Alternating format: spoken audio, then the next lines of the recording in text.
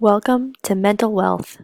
My name is Ashley, and today's podcast is going to focus on a topic that many of you may have been affected by personally. In fact, the CDC states that almost half of the individuals in the United States have been exposed to this rising health problem, and that problem is suicide. In particular today, we are going to focus on men and suicide, since the rates are 3.5 times higher for men than they are for women. I want to start by sharing a personal experience that I had growing up. I hope it helps all of you listening to internalize the significance of this problem. From the time I was about 9 years old, I did ballet, and there were about 4 of us that were really close to each other, the very best of friends. We spent hours together every week dancing in the studio. We knew everything going on in each other's lives, and all of our families were close because they spent just as much time together as we did. One of my friends, Mackenzie, her parents were divorced, but over the years I came to know both her mom and her dad quite well, especially since we had sleepovers at each other's houses almost every weekend. I can't remember all the crazy things we did together over the years, but still to this day, I will never forget the day that I held Mackenzie as she sobbed out that her father had committed suicide. My beautiful 14-year-old friend's life shattered that day, and I sat there thinking, how could this man that I knew for so many years kill himself? He had a wife. He had a baby. He had my wonderful friend.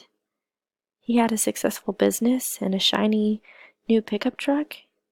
He always made us laugh with his ridiculous dad jokes, and got the biggest laugh trying to scare us while we watched horror movies in their basement.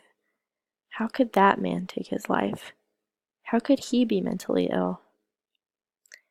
Reflecting on this experience all these years later puts a lot of things into perspective for me. There are too many people silently suffering. In fact, 54% of those who commit suicide do not have a diagnosis for a mental illness, which means that these people who are bagged down with real illnesses like depression and anxiety are not getting treatment. A large part of why this happens too frequently is due to the stigma attached to mental health. When people do not feel like they can get help without judgment, without harassment, and without fear, then there is going to be a public health crisis, like a 1.4 million suicide attempts yearly kind of crisis. In addition to that, men face a society that promotes toxic masculinity and causes men to feel that there is a restriction placed on their emotions. There should not be such large obstacles blocking men from taking care of themselves, from doing what is best for their health. We need health education and promotion. We need to shout from the rooftops that it is okay to not be okay, and it is okay to go get help, especially for the men out there. These kind of changes could have saved my best friend's dad.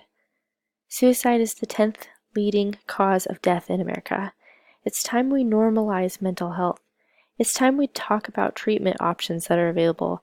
It's time we start saving lives. Thanks for listening this week, and make sure you tune in again next Monday for a brand new podcast.